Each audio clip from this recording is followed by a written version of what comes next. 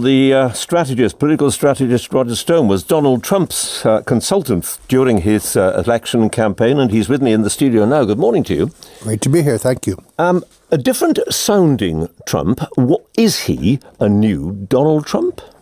Well, he's the president now. He's not a candidate for president. I think that was reflected. The tone and the content were both excellent. It would have been easy to go in and just give a victory lap.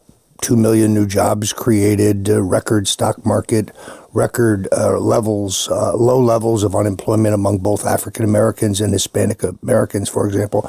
But he accomplished that, but he accomplished far more. He did not ignore his base or the core arguments that got him elected, but he presented the whole thing in a very conciliatory, uplifting manner. I thought it was very effective. I think it was also notable for how much he accomplished. There's a lot in there. It was a very substantive speech in terms of issues. He really laid it in: veterans affairs, immigration, trade.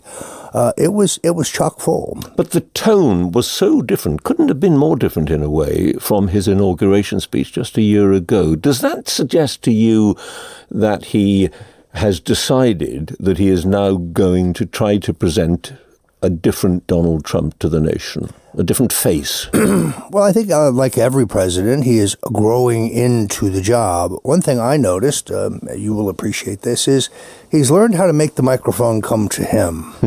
He's not shouting anymore like you shout in a campaign, or if you go to his inaugural where there's where he's shouting to the crowd. So the tone was warmer. It was more.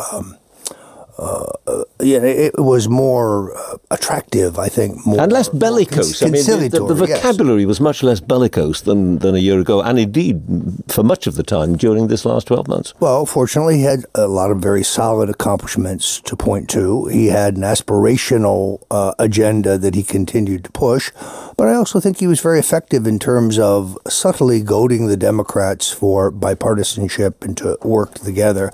And of course, the camera pans to their scowls or their lack of applause, I don't think helps them.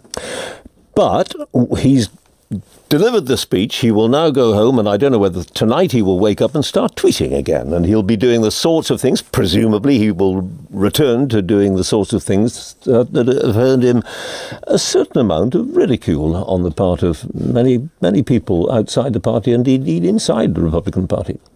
Well, the most predictable thing about Donald Trump is that he's entirely unpredictable.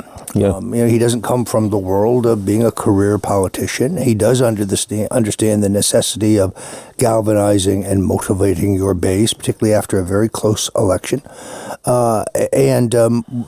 Notice on his way out the hall, he assured the House Republicans that, yes, he insists on the release of this FISA memo that's so controversial in Washington at this point, that addresses the question of what I call the Russian collusion delusion. So he didn't lose the partisan edge. Perhaps he softened it a bit. You say the Russian illusion delusion. 4 people connected with his campaign and presidency have been charged. More indictments could be issued. I mean, there is something out there, isn't there? None of those indictments pertaining to coordination or collusion or conspiracy with the Russian state. This, to me, is still a scandal without evidence. But it is being investigated by a very experienced man indeed in Robert Mueller. Well, except for he seems to be refocused now on the discharge of General Flynn as a national security advisor and Mr. Comey as the FBI director to determine whether those terminations involved obstruction of justice or perjury. Not much in there about Russia. What about his approach to the rest of the world, his foreign policy now? Are we going to see, again, use that same word, a slightly less bellicose president, do you think, perhaps in terms of North Korea? Well, the North Koreans and the South Koreans are at the table. Perhaps what Nixon used to call the madman theory of diplomatic politics works, that fear works. It can often drive the parties to negotiate. I myself am somewhat disappointed that we're still in Afghanistan. I'm not sure that the new troop allotment there, which would be the greatest deployment we've had yet, is consistent with what the president talked about in the campaign. Our continued presence in Syria is problematic. I think the president ran as a non-interventionist.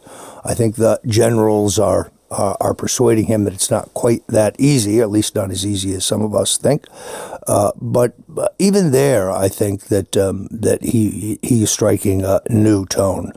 I've talked to him about this. He would prefer talks with the North Koreans, or at least negotiations, rather than nuclear conflagration.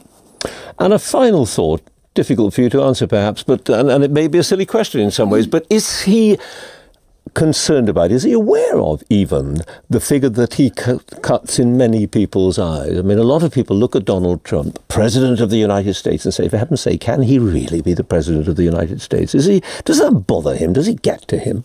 And no, I really don't think it does. I think that was one of his great strengths as a candidate. He said he is not someone who operates on the basis of polling or focus groups that tell you what to say to be popular or how to say it to be popular. What you see is what you get. He is a brash outsider. That's how he got elected. I think it is why he's ironically been successful. I don't think there's going to be a change. He's not going to start tweeting. It's going to be a mix. You're going to get the carrot and the stick. Roger Stone, thank you very much. Many thanks.